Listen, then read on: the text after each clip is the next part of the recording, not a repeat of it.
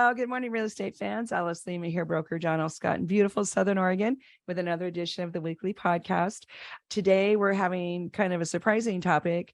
Interest rates dipped down this week, but for how long and why? Yep, caught me by surprise. Lots to unpack there. Before we get to that, let's give you a quick second to give us a thumbs up, subscribe to the channel, send questions and comments, share with your friends. That's what it's for. And if you want to speak to me privately, you can text or call this number up here, 541-301-7980. There's still a lot of opportunity in this bizarre housing climate for investing, buying, and selling. So yeah, please reach out. Love to help you with your next real estate transaction. Okay, let's move on to interest rates dip down this week. How long and why? So this is all so surprising and interesting. I'm in a house. The girl's on the phone with her lender because we're going to write an offer. And she goes, "What do you mean 4.8?"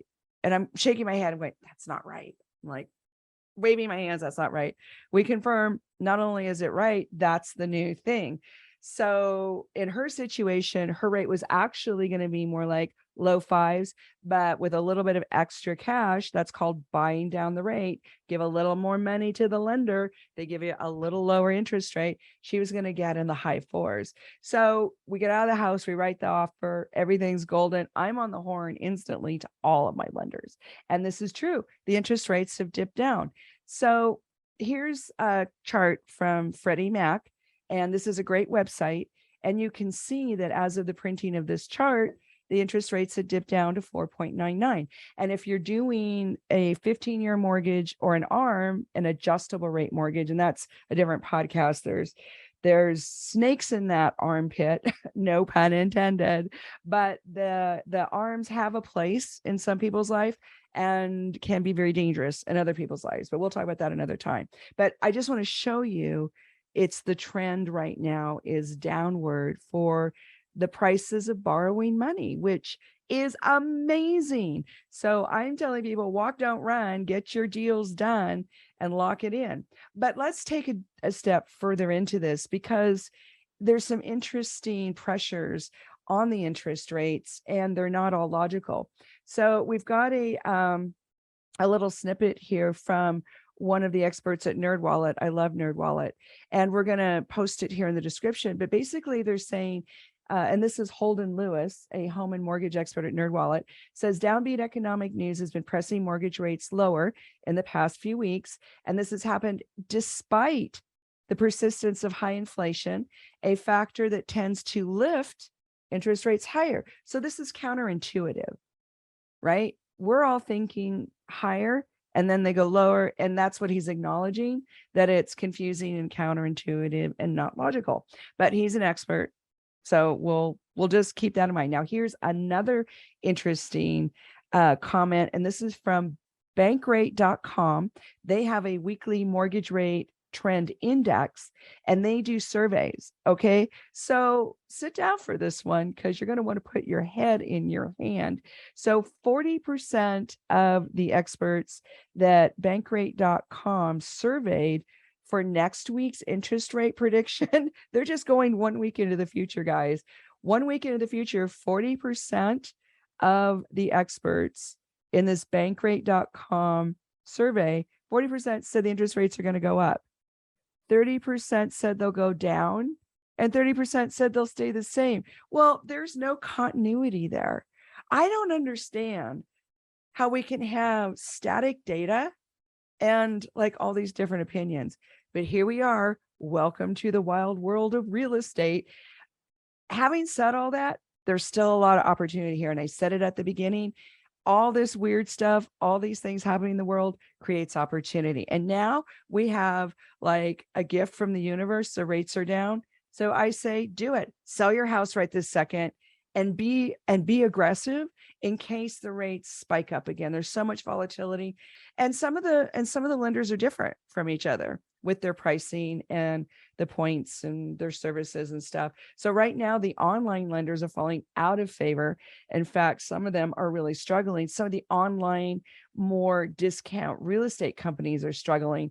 And that is another podcast we'll dip into probably next week, because you're going to be shocked to hear who's doing massive layoffs and why. They're kind of big companies in the real estate market, but not John L. Scott. John L. Scott's doing great in our local market here. In spite of all this turmoil, we're holding our own. But because of all this going on, the opportunities are right here, right now. So, not to sound like a salesperson, even though I am a salesperson, I like to be more a consultant. I want to be here to give you info and then do what you tell me, pretty much.